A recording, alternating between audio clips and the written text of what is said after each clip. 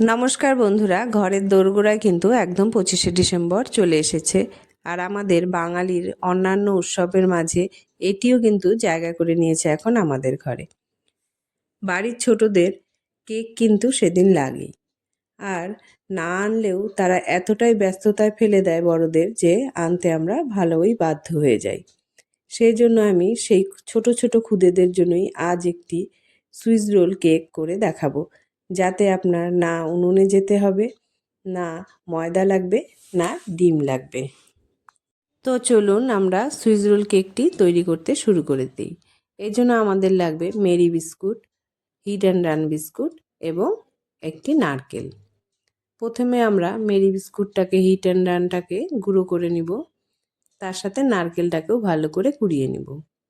এবার অল্প দুধের সাহায্যে মেরি বিস্কুটের গুঁড়োগুলোকে আমরা মেখে নেব। খুব বেশি শক্তও করবেন না, আবার খুব পাতলাও করবেন না, কারণ এই ডোটাকে আমাদের আবার বেলতে হবে।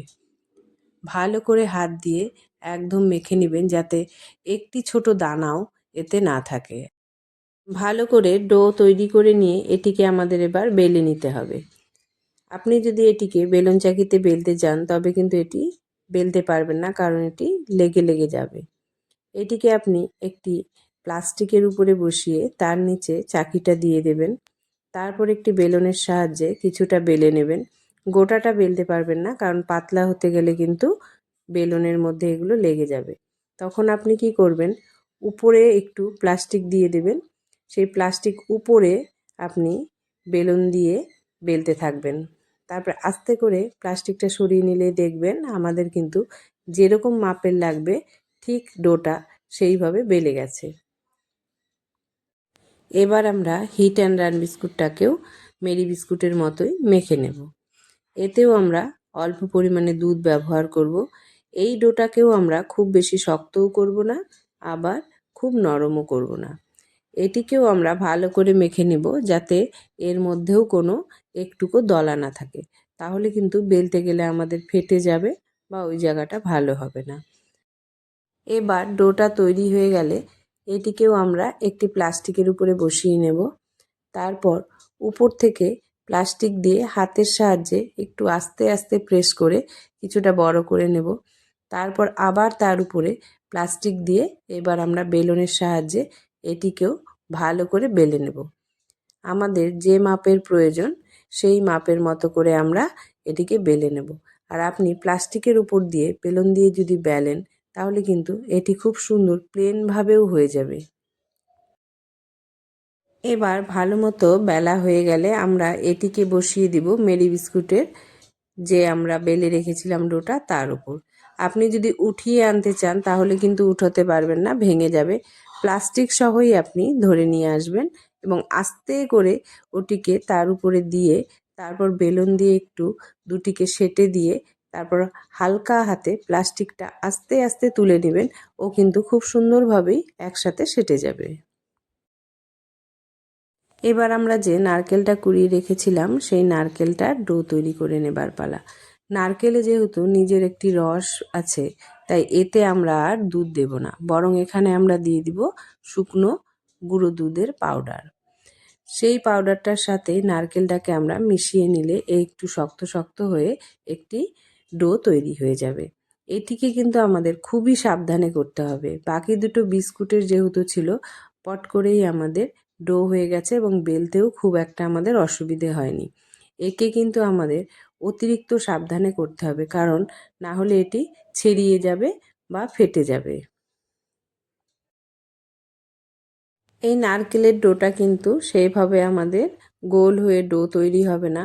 এটি আমরা তৈরি করে নিয়ে মিল্ক পাউডারের সঙ্গে এটিকে আমরা প্লাস্টিকের উপরে দিয়ে দেব। তারপর উপর দিয়ে একটি প্লাস্টিক দিয়ে হালকা হাতে আস্তে আস্তে বেলে নেব। এরপর ওই প্লাস্টিক সহ এনেই ওই আমরা যে হিট অ্যান্ড রান বিস্কুটটার লেয়ারটা দিয়ে রেখেছিলাম তার উপরে আস্তে আস্তে বসিয়ে দিয়ে এটিকে একটি ছুরির সাহায্যে ধীরে ধীরে চেপে চেপে চেপে চেপে আমরা বাকি দুটো লেয়ারের সঙ্গে সেঁটে দেব।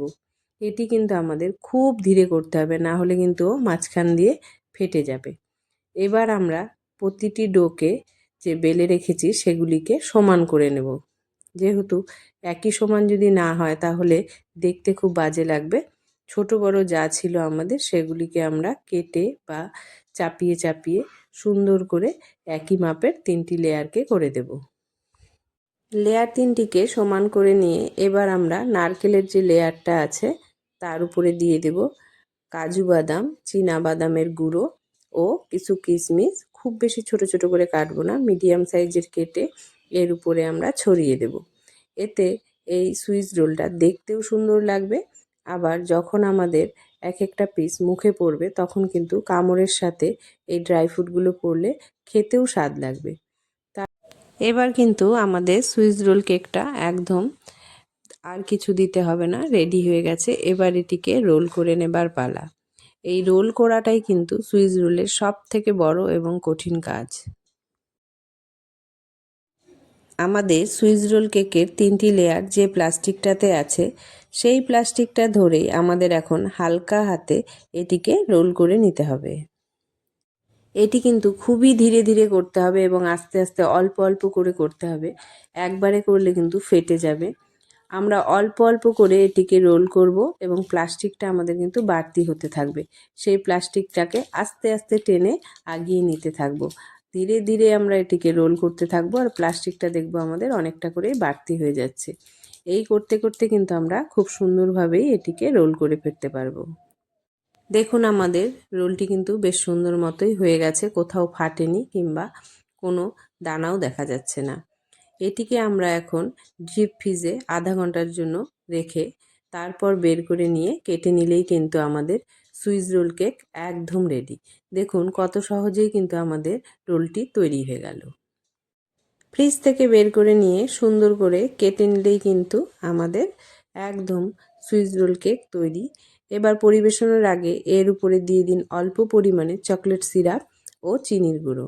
এখন আপনি একদম 25শে ডিসেম্বরের জন্য একদম তৈরি। বড়দিন আপনার খুব ভালো কাটুক এই আশা রেখে আমি ভিডিওটি শেষ করছি। আর নির্ভয়ে কচিকাচাদের খাওয়ান এই সুইচ রোল কেক। ভিডিওটি ভালো লাগলে অবশ্যই লাইক ও সাবস্ক্রাইব করে দেবেন আর কমেন্ট করে অবশ্যই জানাবেন আপনাদের